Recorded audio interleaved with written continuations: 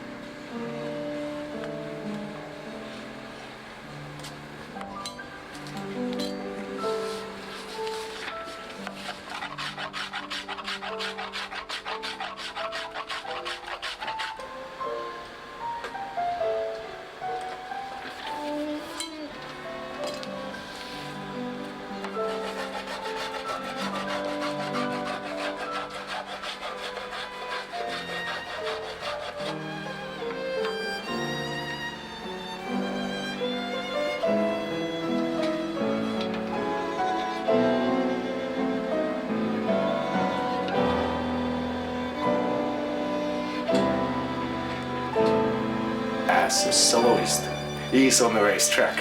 He needs the best gear, and best performance in there. But it comes always with a little side effect. So you would have way brighter, and the tone would be so bright you would hear every single mistake you make. But with the orchestra and 500 people in the room, now it will equalize it. So some problem comes when some of the players are looking for violin and then they only practice it either in a shop or in their home or violin class. Now you get to pretty good idea what you're looking for, but at the same time, if you want something more and you already know what you're looking for, there is a second set of gear. You get from standard and up to good professional level, and then there is the next step where you pretty much breathe and live it. So I think the appetite it will grow better you get.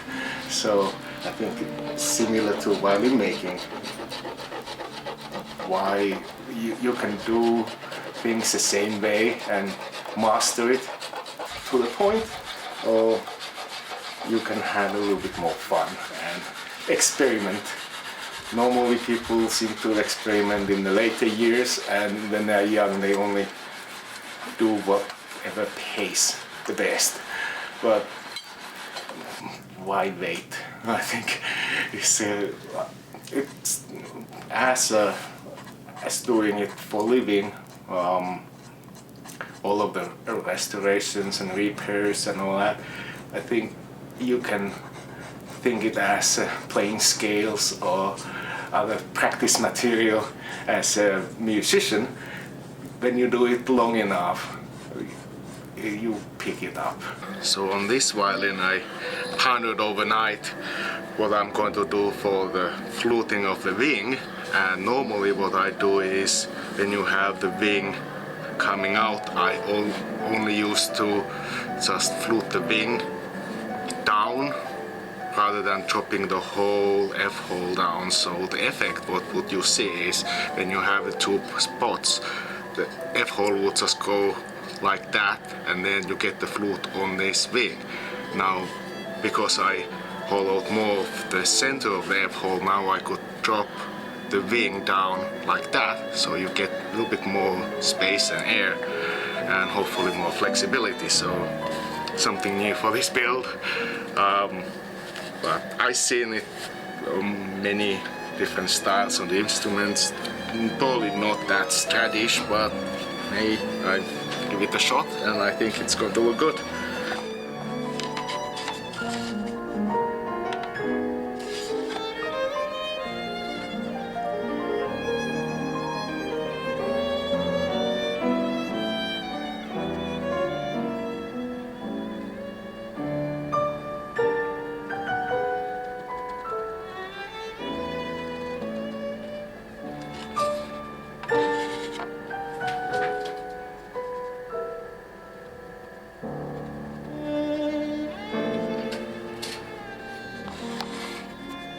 And for me, it's more pleasure at this time. Later on in my life, and I already get enough stuff done and practiced long enough with setups and repairs, I have the rest of my life to do fiddles.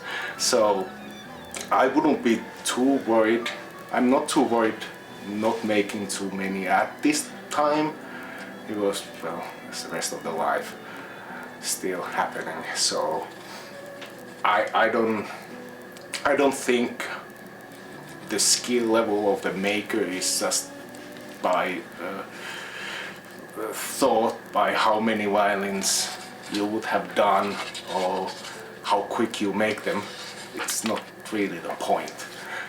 If you see some maker who is novice and has his first violin, and if you find it really good and all that, you should be happy about it and slightly jealous.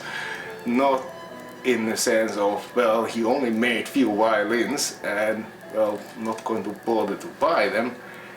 I would think other way around. If you find the violin really good, that's the first thing comes to my mind is, well, the guy made few violins and they are already as good or better than someone else who has done hundreds of violins.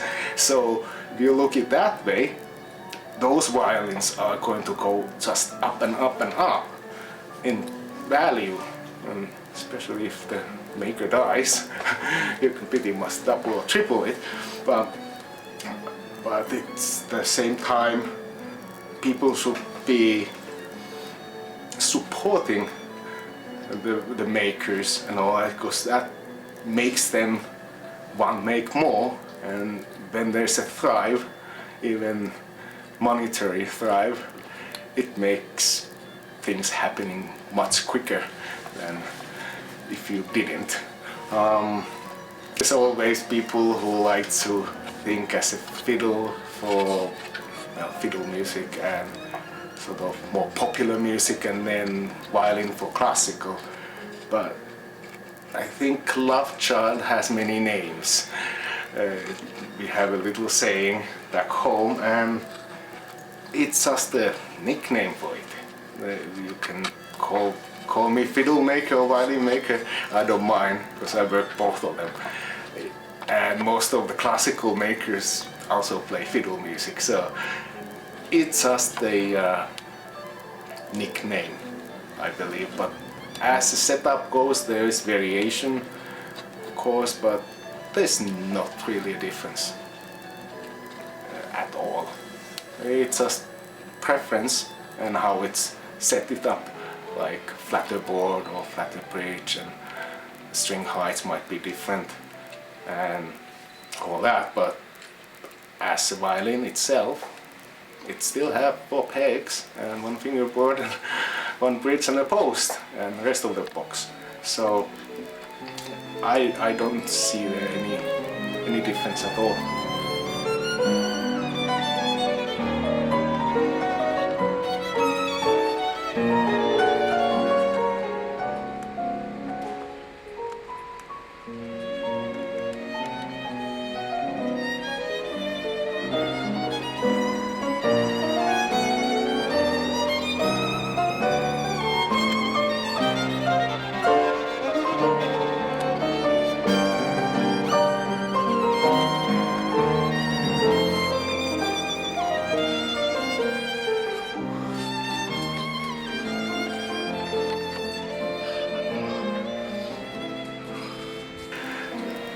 yeah, there's always room for a little more improvement, I guess.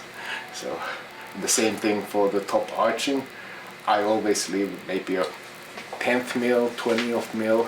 So when everything is finished, the neck is in and all that is all sorted, you can really make the fine detail work in there. But if you didn't, then you would have a little bit too thin violin again. So just in case. And I do like a little bit of more meat now on my plates. Reason being, having a more weight to the center parts of the plates acts like it's like dynamo. So having more weight, it just adds a little bit more power to the sound.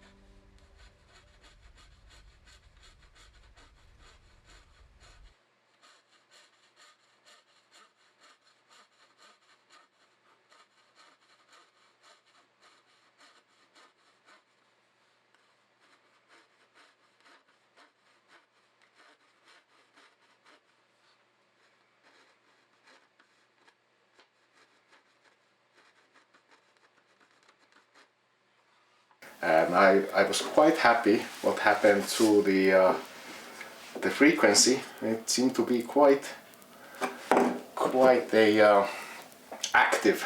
So I was measuring it up, and it runs a little bit lower frequency this time, even though the plates are heavier. So I think it's going to balance everything out quite well. I used to do more of a lighter and going to almost the thickness you can barely get away with, but what I found is, well, the violins sound bigger and more loud, but it just misses all of the character and the tone itself. It's just a loud box. So it's not always what your goal to make it the biggest and brightest ever, or softest, because also the soft sound doesn't carry that far. It's going to be fine on the small rooms, and mostly people think the chamber music sort of setting would be always appropriate for violin. Not always. There's normally two sets of violins. Your standard set, then you can perform more on a smaller audience and bigger audience at the same time.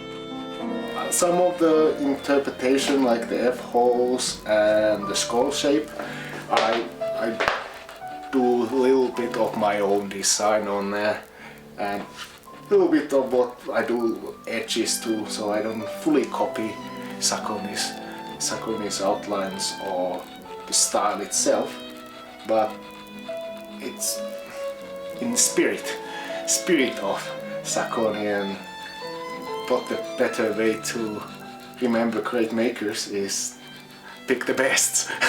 So both makers absolutely fantastic, and I think it's a good homage to great people.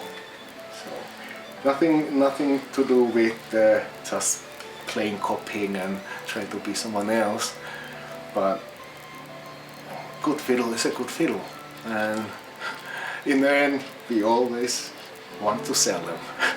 So you use the most popular models, which is the Guarneri and Strat models. Probably most of the people think they are done to death, but with a little new flavor for modern makers, I think it's just fantastic.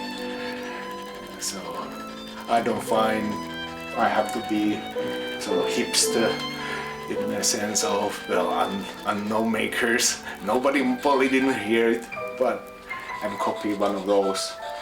I just, if I don't like a shape or look of violin, I probably won't copy it.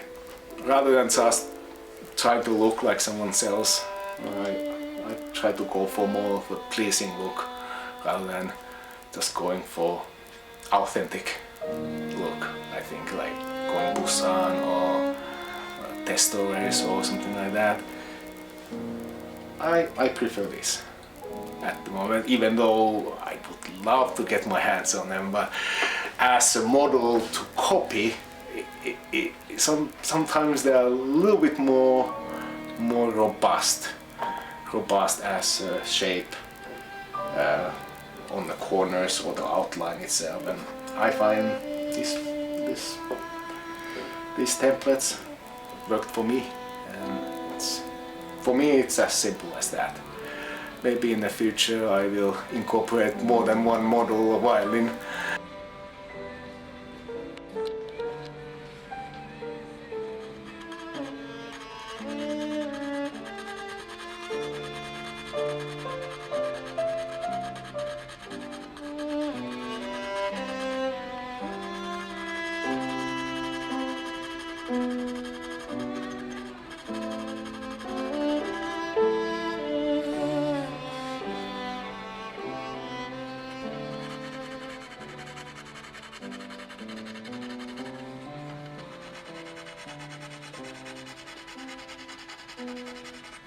Hopefully this one sparked interest of young makers and people who want to learn making.